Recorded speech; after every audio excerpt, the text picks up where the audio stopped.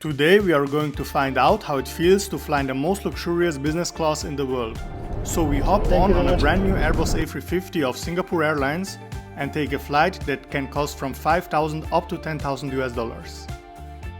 Obviously I didn't pay that much for this experience, and if you want to know how I did it, stay until the end.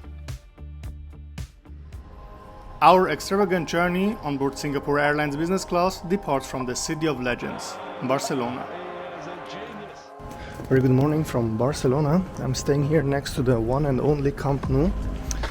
But something I'm even more excited is my flight that I'm going to take today, which is Singapore Airlines A350-900 in business class. I'm looking forward to take you along, and let's see you at the airport.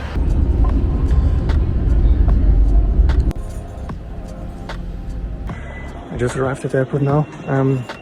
My flight is leaving in about 1.5 hours. Unfortunately, I was unable to check in online yesterday since somehow they thought I need a visa and they have to perform a visa check even though I don't need one.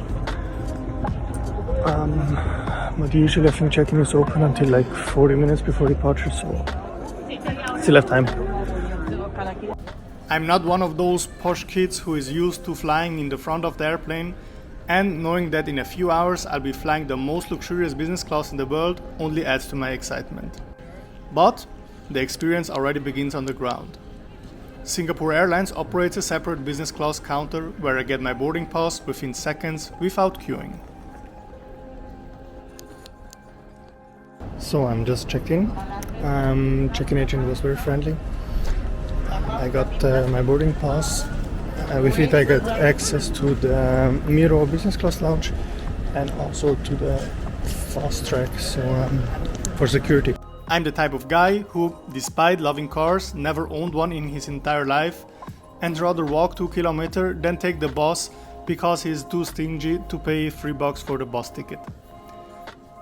So obviously adding up to the VIP security check and then continuing to the business class lounge feels kinda surreal, to be honest. So finally made it through security. There was a crazy amount of people and this was the fast track. The regular security would have taken maybe an hour, I don't know. But now I have access to the lounge. Miro lounge is the same you get access to with your priority pass. But I can't find it. So the lounge is located after passport control. Unfortunately here's no fast track, but since I'm a citizen of Switzerland we can go through the automated control. There's still some people here. As a Singapore Airlines business class passenger in Barcelona, you get access to the Juan Miró VIP lounge located in the non-Schengen zone of the airport, right after passport control. Star Alliance, to which Singapore Airlines belongs, doesn't have any lounge of their own here. Also, the lounge is accessible by priority pass and therefore it gets quite crowded. Nevertheless, eventually I found a place to sit and enjoy the lounge experience. So, in a nutshell, the Juan Miró VIP lounge is a small but beautiful lounge that offers a decent selection of cold food as well as alcoholic and non-alcoholic beverages. As it's time for boarding, I head over to the gates and get ready to embark. The flight was about an hour late, so I guess the time management of the airline is a bit Singapore. You understand what I mean? Singapore. Poor. Okay, never mind. I'll be quiet and let you enjoy the boarding.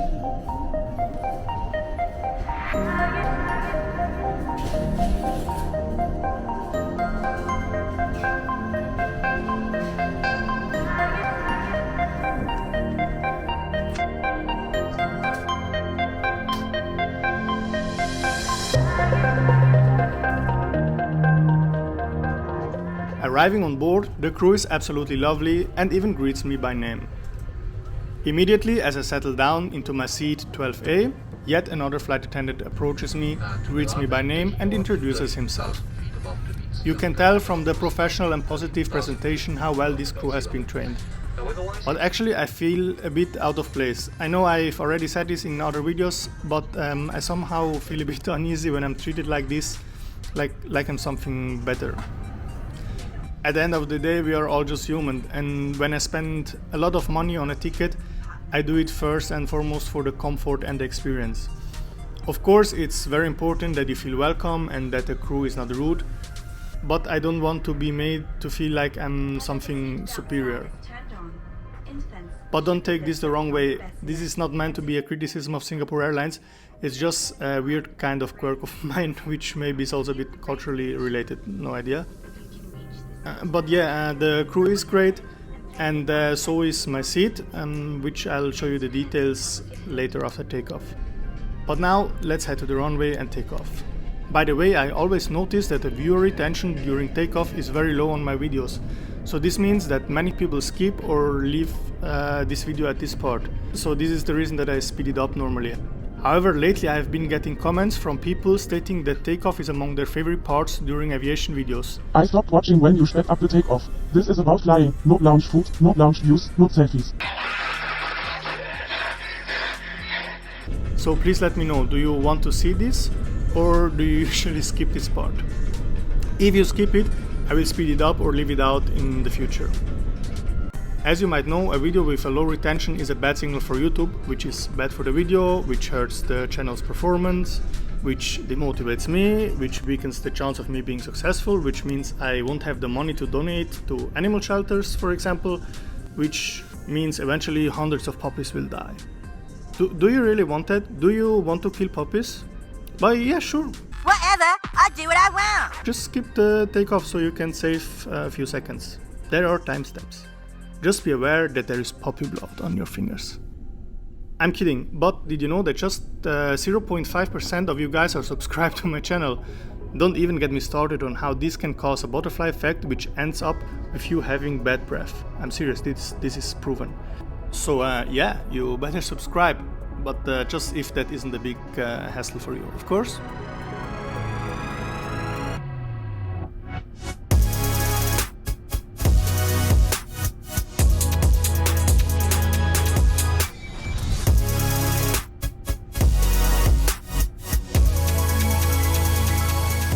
After the seatbelt signs have been turned off, it's not long before the crew begin their meal service. On the menu today are two different options. I stopped listening to the first one as soon as I heard the word vegan, while the second is a salmon sandwich. At first that doesn't sound very impressive, but believe me, it was one of the best salmon sandwiches I've ever had. In their business class reviews, some YouTubers complain when the food is served on a tray and not on individual plates, but to be honest, I couldn't care less, as long as it tastes good. The crew is also super friendly when serving me and helps me with the table, which is movable, but I accidentally almost close it with all the cutlery on top when I want to go to the toilet. The coffee isn't really what you get used to when you're in Southern Europe, but what do you expect when you're sitting 30,000 feet above the earth in a metal tube shooting through the sky? Anyway, before inspecting the seat, let's check out the lavatory.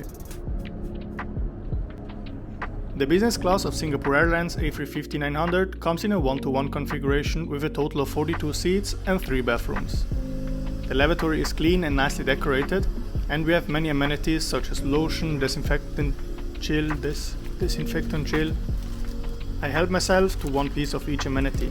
I don't know if it's for sharing or if I'm committing theft. If it was meant to be shared, I'm sorry and I will gladly return it next time.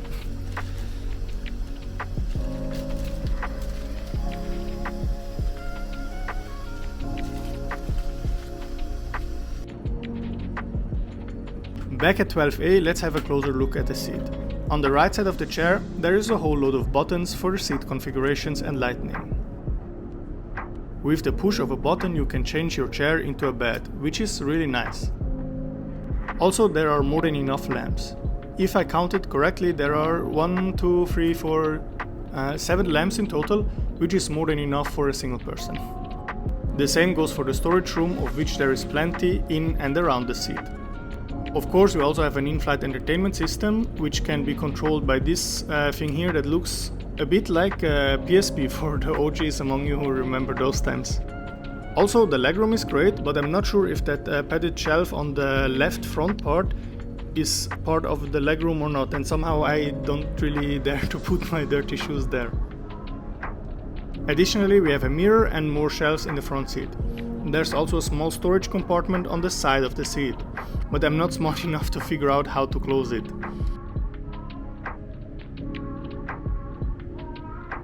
After a flight time of less than 2 hours, we make a stopover in Milan, where there's a crew change. But unfortunately, I also get off here. Of course, you can pay for the flight with miles, but I decided to fly only this short part. Otherwise, I would not have been able to show you Singapore Airlines long-haul business class. I hope you are not angry with me, and I do hope it was enough to give you an insight into the best business class in the world. Another airline that also claims to have the best business class is Turkish Airlines. Just click on the video on the left to see for yourself. However, if you are more interested in Singapore Airlines subsidiary, the low-cost airline Scoot, click on the video on the right. Thanks so much for watching, leave a like if you want, and see you next time.